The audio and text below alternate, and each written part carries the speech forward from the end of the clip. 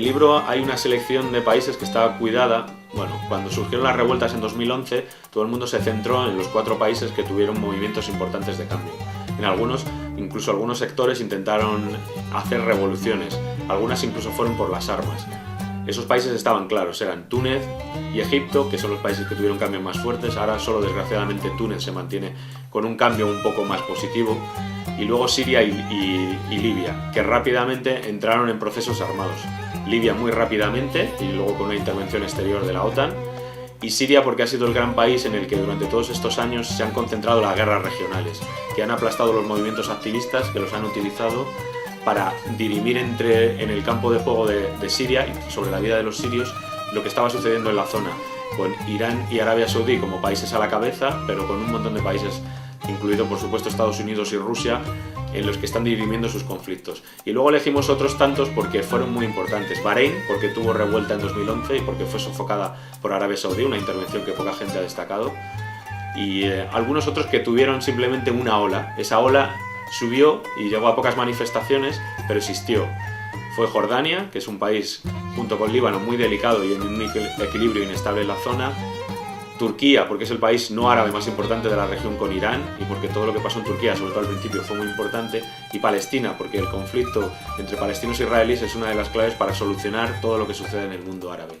Y porque en aquel entonces había una clave, que creo que ahora es más clara, es todo lo que está sucediendo sucede en algunos sitios por algunas razones, pero podría suceder en casi los 20 países árabes. Sucede o bien porque los regímenes estaban más caducos, como era el caso de Túnez, o bien porque los militares maniobraron en Egipto para apoyarse en el movimiento popular y descabezar al presidente Mubarak, pero en otros sitios esos movimientos están, y si no existe ahora, podría existir en el futuro, o lo poco que existió hubiera podido ser el germen de algo más positivo. Incluso en Irak hay que recordar que hubo manifestaciones y ocupaciones de plaza en un montón de ciudades, incluidas las provincias que ahora ocupa el Estado Islámico. El libro Activistas y Revueltas Árabes tiene la suerte de poder contar con un gran número de escritores y escritoras que para mí son de muchísimo interés.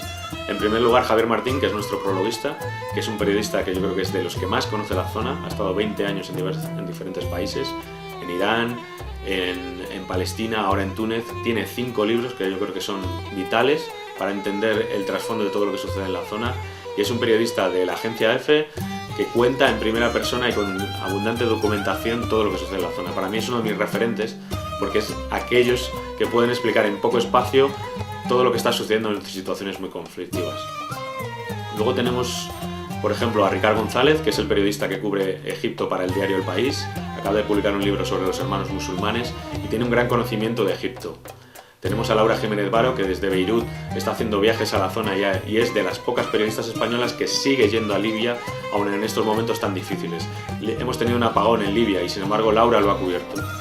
Daniel Iriarte desde Turquía nos ofrece la complejidad de un país que es de los más importantes en la zona. Turquía e Irán son claves para el mundo árabe. Luego tenemos a Rin Khalifa, que es una periodista local de Bahrein. Es activista también, redactora jefe de uno de los pocos diarios independientes, Al Wasat, y también de la agencia Associated Press. Laura Fernández Palomo desde Jordania cubre toda la región y cubre un país muy olvidado que también es muy interesante porque junto con Líbano es uno de los países que está en un equilibrio inestable y que cualquier día podremos tener alguna noticia muy grave. Y para entender todo lo que pasa en ese olvidado país, Laura es perfecta. Diego García Represa entró en Alepo 2 veces y es un periodista que ha cubierto desde el freelancismo muchas zonas y que ahora está también teniendo una mirada más complicada, más compleja como analista internacional. Y por último tenemos a la arabista Naomi Ramírez, que entrevista a 2 de los grandes pensadores de la zona, pensadores árabes por cierto, que normalmente suelen estar olvidados entre los expertos. Por un lado Salama Kaile, que es un palestino que estuvo afincado en Siria durante muchos años y que se puso en contra de la dictadura de Al-Assad y que por ello ha sido expulsado del país. Y por otro lado Elias Houri, libanés, que es uno de los pensadores más lúcidos de la zona y que es capaz de desentrañar las madejas y de nuevamente no elegir entre los dos contrarios igualmente malos. Puede dar pensamiento para la exhausta izquierda árabe, puede luchar contra las intervenciones exteriores y puede conectar con los movimientos de base que son nuevos. Y por último yo, como periodista que he estado 5 veces en Palestina y que he ido también a Túnez, que tengo bastante contacto con los movimientos activistas, tanto en uno como en otro país, y que quería resaltar el papel de los activistas, ¿no? Mezclar 2 mundos que generalmente a veces se separan. Hay que ser periodista para contar sobre el terreno lo que sucede, hay que ser honesto y acercarse lo máximo posible, pero también creo que el punto de vista de los activistas era muy necesario. Mientras no se mezclen y estén claros, la mirada es hacia los activistas porque son un motor de cambio para una zona que lo necesita.